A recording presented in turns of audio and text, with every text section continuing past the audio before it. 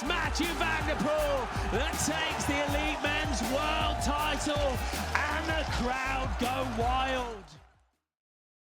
On va pouvoir se poser la question qu'on veut se poser depuis le début du podcast. À votre avis, quel est le meilleur des monuments?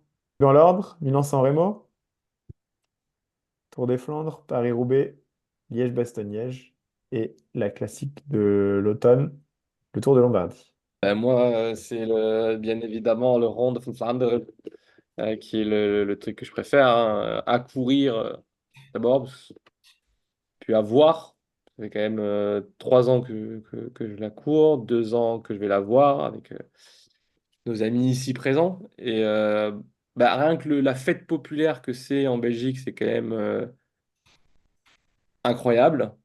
Et je pense qu'il y a peu de courses, à part peut-être Roubaix à certains endroits où c'est autant de public. C'est tout, c'est du pavé, donc un peu bourrin, bah, on aime bien les pavés, donc ça tape, c'est rigolo, hihi.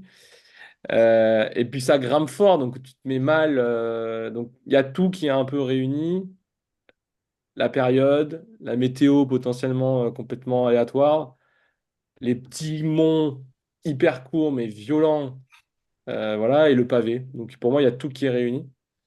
Et c'est ce qui fait que c'est pourquoi j'aime autant cette course à regarder, à faire, à revoir, revoir, analyser toutes les routes. Argument que je peux pas nier, c'est la ferveur autour de cette course. Et ça, je pense que c'est inégalable, clairement. Euh, je pense qu'effectivement, c'est vraiment le point fort de cette course, vraiment. Après, c'est une course qui est intéressante à regarder, qui est toujours, pour moi, qui est quand même une des plus intéressantes à regarder. Après, bon, j'ai une petite préférence pour la doyenne. Ah, surprenant! Non, j'ai une préférence pour la doyenne parce que, bon, déjà, c'est en Belgique aussi. Donc, il y a quand même, alors certes, la partie wallonne est peut-être un petit peu moins férue du vélo que les Flandriens, mais ça reste quand même en Belgique et la Côte de la Redoute, c'est quand même quelque chose aussi. Mais je trouve que ça consacre. Je trouve que Liège est plus difficile, entre guillemets, à gagner parce qu'il faut être plus complet que les Flandres. Parce que comme tu l'as dit justement, Hugo, les Flandres, c'est des petites côtes très courtes, très nerveuses, où il faut passer tout en force, tout en puissance. Tandis que sur Liège, il y a quand même des petites bosses, il y a des bosses un peu plus longues, donc il faut être à la fois endurant, il faut être à la fois puissant, il faut quand même avoir un bon démarrage, enfin, il faut avoir de la giclette, un petit peu comme au Tour des Flandres, justement. Je trouve que un coureur qui gagne Liège est quand même un petit peu plus complet que le Tour des Flandres. Et c'est ce qui, pour moi, rend cette course intéressante, c'est que pour moi, c'est la classique qui rassemble, que si on veut gagner, on doit rassembler le plus de qualité physique sur un vélo. Et on le voit, on en parlait tout à l'heure avec Mathieu Van Der Poel, pour qui ça sera très, très, très compliqué de gagner un jour cette classique.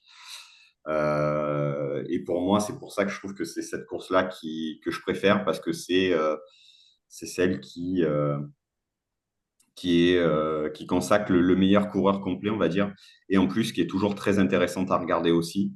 Alors effectivement, bon, quand Evenepoel ou cette année Pogacar attaque. D'ailleurs, je regrette que Evenepoel soit tombé parce que je pense que ça aurait vraiment pu valoir le coup. On l'a encore jamais eu en fait.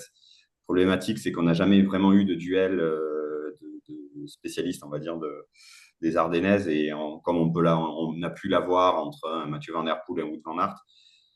Si vraiment on a un duel Tadej Pogacar, Remco Evenepoel à leur meilleur sur Liège, ça peut être une course extraordinaire. Et je trouve que mine de rien, bon, hormis cette année, mais il se passe toujours quelque chose quand même. C'est toujours appréciable à regarder. Et c'est une course qu'il faut regarder. Allez, peut-être pas du début jusqu'à la fin, mais en tout cas de Bastogne à Liège, on va dire sur le retour, ça vaut toujours le détour de regarder parce qu'il se passe toujours quelque chose. Donc voilà pourquoi c'est ma préférée. Normalement, je vais ainsi indiquer que mon préféré, c'est le Tour des Flandres. Ronde de Van Vlaanderen, que j'ai découvert un D'accord. peu plus tard qu'Hugo, mais que j'apprécie, je pense, tout autant. Devant Et, Paris-Roubaix, Nico, et ouais, devant tu, Paris-Roubaix. tu me déçois. Ah, alors je peux expliquer pourquoi. Et je peux expliquer aussi pourquoi c'est pas Liège. Parce que là, on voit sur les dernières années notamment, en vrai, on va dire sur les 5 dernières années, les plus belles courses pour moi, ça a quand même été le Ronde 2, notamment avec les arrivées Mathieu Van Der Poel ou Van Aert ou Asgreen, ou voilà. Et, euh, et aussi Liège, pour moi, ce que tu dis, c'était le coureur le plus complet, le plus endurant. Mais ce qui manque, pour moi, c'est la technique, où en plus, on l'a vu cette année dans le Copenhague, où c'est vraiment le coureur le plus technique et le plus fort qui est passé. Et du coup, pour moi, ça manque dans Liège. Et en fait, le coureur le plus complet, bizarrement, là, c'était Pogacar. On a Bardet qui fait un bon résultat. On a Evenepoel. C'est aussi des coureurs de grand tour. Et donc, ça m'embête de voir ces coureurs-là qui sont. Tu dis que c'est leur seul moyen de briller. C'est leur seul moyen de briller sur les classiques. Parce qu'en fait, c'est des coureurs de course à étapes, quoi. Et C'est donc, du c'est plus pour ça. complet. C'est les plus complets, c'est les plus endurants. Ça, il n'y a pas de problème. Mais c'est pas des spécialistes des classiques, tu vois. Les spécialistes des classiques, c'est du Van Der Poel, c'est du Van Aert, quoi. Bon, même si Van Aert est monstrueux sur les grands tours aussi. Et du coup, je trouve que ça laisse une opportunité à d'autres types de coureurs. Et que voilà, souvent, pour moi, c'est plutôt ça c'est aussi pour ça que je le préfère. Et après, tout ce qu'on a dit, la ferveur, les monts, les répétitions des efforts. En fait, depuis que je l'ai découverte vraiment sur le vélo, je la kiffe encore plus parce que tu te rends compte de la difficulté. Et peut-être que l'an prochain, on fera Liège et que du coup, je changerai peut-être un peu d'avis. Mais là, pour l'instant, c'est quand même incroyable. Et du coup, pour avoir fait Roubaix, par exemple, si on part sur les autres, pourquoi j'ai pas choisi Roubaix alors que j'adore les pavés et voilà, c'est que je pense qu'il techniquement, c'est peut-être un cran en dessous pour moi que le Ronde 2, que le Tour des Flandres, parce que Roubaix, en vrai, faut juste être un énorme bourrin, quoi. T'arrives, tu roules très très fort. Ouais, alors, ça, c'est pour ton gabarit. Pour le mien, crois-moi que c'est beaucoup, beaucoup plus technique Paris Et, et- que, et accessoirement, que les Flandres. pourquoi Hugo et moi, on préfère les Flandres, mais pourquoi toi, tu préfères Liège? C'est aussi une question de préférence perso sur les courses que tu préfères faire aussi. Après, mon deuxième, c'est Roubaix, de nouveau, effectivement, pour les pavés et l'identification au fait que c'est possible. J'aime moins, effectivement, que Tour des Flandres, juste parce qu'il n'y a pas de mont, c'est vraiment plat, donc c'est rigolo, mais enfin, c'est plus violent aussi à faire comme course. On sent plus les pavés que sur les Flandres, donc c'est quand même moins. Enfin, ça me plaît un tout petit peu moins que les Flandres. Fan de San Remo, mais plus le temps passe, plus je l'aime vraiment bien. Bien sûr, les 40 dernières bornes, on est d'accord, mais j'aime vraiment bien la dramaturgie du truc, la volonté de Pogacar d'essayer d'attaquer à chaque fois, et de pas arriver, quoi. Donc, ça a été une course de sprinter. Désormais, c'est plus trop une course de sprinter, en vrai. C'est une course, même si, bon, cette année, il y a quand même un sprint assez massif. Enfin, massif, je m'entends. Mais c'est une course où, effectivement, ça pourrait être Pogacar qui la gagne. Et je pense qu'il peut la gagner, très honnêtement. Il tourne quand même pas mal autour du pot. Ça peut être une course pour les punchers, comme des Van Aert, des Alaphilippe. Bon, Van Aert, on peut se quand même dans les sprinters aussi, mais T'as ou un Coric qui a gagné il y a 2 ans, quoi. voilà. Et ça peut être une course pour les sprinters, comme dans les années 2000, il y a beaucoup de sprinters qui l'ont gagné, notamment Eric Zabel. Là, cette année, c'est Philippe qui gagne. Donc, c'est une course qui est hyper ouverte à tous. Et ouais, c'est quand même, pendant 20 minutes, c'est n'importe quoi, quoi. Tu sais plus où donner de la tête, tu es en stress, tu sais pas ce qui va se passer. Donc voilà, et après, Lombardie ou Liège, bah, c'est les deux qui me correspondraient le moins, je pense, physiquement. Donc c'est aussi pour ça que je les mets mon plus loin. Mais de nouveau, bah, le Lombardie, c'est plus beau que, que les Ardennes, désolé. Et désolé à François aussi qui va nous écouter, mais j'adore Liège, donc ça me fait mal de dire que c'est le cinquième, parce que j'adore la course, mais ça reste mon cinquième préféré, quoi. Liège en 1. Je mettrai quand même deux, deux ex aequo, on va dire, les Flandres et Roubaix. Parce que je trouve que Roubaix, c'est une course qui est vraiment, en fait, physiquement, c'est une course de guerrier, quand même, avec des pavés qui tapent vraiment, vraiment très fort. C'est vrai qu'à la télé, on ne s'imagine pas, mais pour l'avoir fait. En fait, c'est vraiment impressionnant quand on est dedans, comment ça tape très très fort. Et les Tours des Flandres, plus parce que c'est la ferveur populaire pour moi, clairement. Donc j'arrive pas trop à les départager, ces deux courses que j'aime bien, mais pour des raisons différentes. Après, en 4, je mettrai le Lombardie, classique. Après, je pense que le Lombardie, elle pâtit un petit peu aussi de son positionnement en fin de saison, où finalement, bon, on regarde du vélo depuis janvier, c'est la dernière course de l'année. C'est pas forcément un objectif pour tout le monde. Les gens sont fatigués. Pour peu, ils ont fait Tour de France, Vuelta. Rajouter encore un monument, je pense que ça pâtit un peu de ça. Après, c'est une course qui est très très jolie d'un point de vue paysage, d'un point de vue parcours qui est sympa, mais qui est tellement dur que c'est plutôt une classique pour les grimpeurs, on va dire, comparativement aux autres. Loin derrière, on va dire, allez, euh, Milan-San Remo. Et on sait que dans la Cipressa, il ne se passe strictement rien. Donc en fait, tu allumes les 10 derniers kilomètres sur 300. Ça fait quand même peu qui sont intéressants. Et ce que je n'aime pas, et c'est pour ça que bon, ça c'est un monument, et parce que voilà, un petit peu décrit, mais elle est très ancienne et elle est très prestigieuse. Mais pour moi, un monument, ça doit être le coureur le plus fort dans son domaine qui l'emporte. C'est-à-dire que sur le Lombardie, c'est le meilleur grimpeur qui doit l'emporter. Sur les Flandres et Roubaix, à la limite, c'est le meilleur Flandrien. Et avec des profils un peu plus costauds, un peu plus lourds, un peu plus puissants. Et sur Liège-Bastogne-Liège, c'est le coureur le plus complet, comme je le disais tout à l'heure, qui l'emporte. Tandis que là, Milan-San Remo, pour moi, c'est en fait, c'est une place, c'est un monument, mais c'est tellement aléatoire qu'en réalité, on arrive à trouver des vainqueurs qui sont pas si prestigieux que ça. Et c'est pour ça que je trouve que enfin, ça serait une très belle course World Tour, un petit peu à l'image de la Flèche Wallonne, de l'Amstel Gold Race. Pour moi, ça reste, c'est un monument, ça le sera toujours, mais ça reste quand même le monument que je préfère le moins parce que, voilà, pour ça, et c'est tellement aléatoire que si on regarde les derniers vainqueurs, bon, Philipsen, ça reste un grand sprinter, mais un, Mohoric, ça y va. un Matej Mohoric, alors c'est un très bon coureur. Est-ce que de là à dire c'est c'est un coureur monstrueux. Enfin, je veux dire, un démarre, c'est pareil, c'est un très bon coureur. Est-ce que franchement, c'est une personne qui tire le cyclisme vers le haut, qui est la superstar? Non. Alors que si on regarde les vainqueurs de tous les autres monuments sur les 5 dernières années, À ils- part Bettiol, ouais, c'est vrai que je suis d'accord avec toi. à part Bettiol, non mais on est d'accord.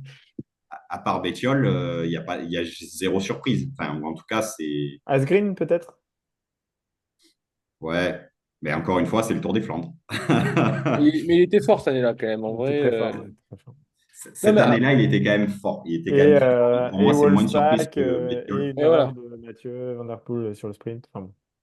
Non, mais Donc, après, moi, je suis tout à fait d'accord avec toi, Anto, que c'est la course la plus aléatoire à gagner. Gilbert, il l'a jamais gagné, voilà.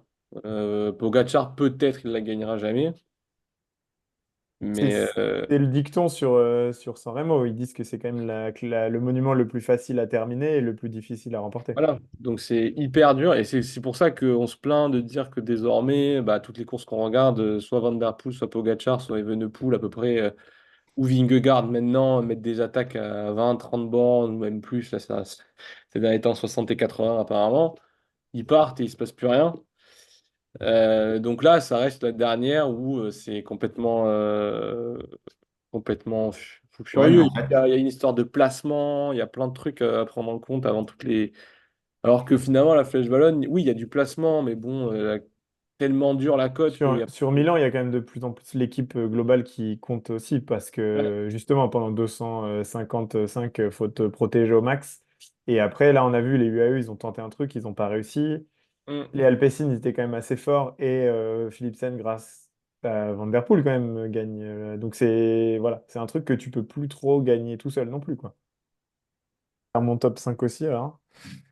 Du coup, bah, Tour des Flandres en premier, j'expliquais pourquoi. Roubaix en deux, sans surprise, parce que les pavés, c'est quand même c'est un truc qui est unique. Enfin, c'est vraiment, pour le coup, pour moi, c'est intouchable. C'est c'est un truc que tu peux pas savoir ce que ça fait si tu l'as pas fait. Donc voilà. En Et 3, c'est je plus vrai dirais, à Roubaix qu'au Flandre, ça.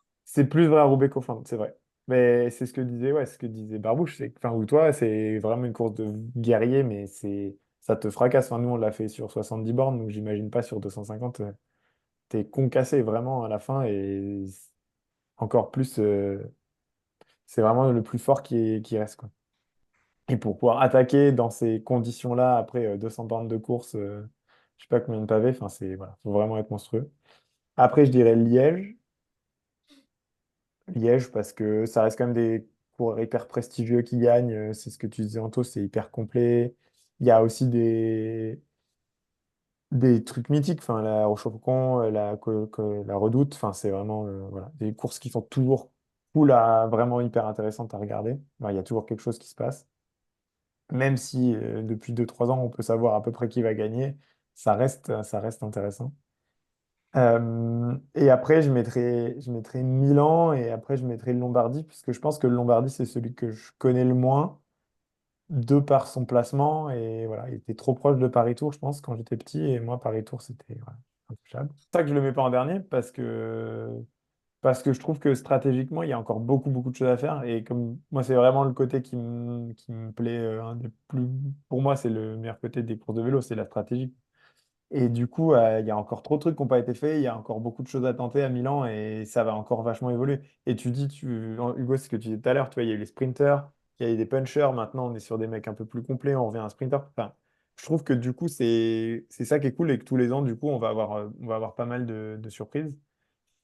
Et que les années où il y avait Alaf pendant 3 ans d'affilée, Julien Philippe, il passe en tête en haut du Poggio, il n'arrive pas à gagner, il gagne qu'une fois sur les 3 ou 4.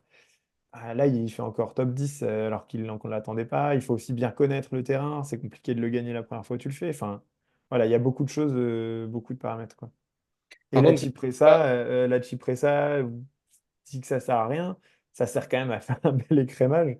Même là, on va vu les UAE, c'est là où ils se sont plantés. Enfin, c'est quand même, ils ont tenté, ils ont perdu. Mais c'est quand même à cause de la Cipressa qu'ils gagnent que derrière, ils ne peuvent pas envoyer Pogacar comme ils devraient l'envoyer. Donc c'est quand même utile.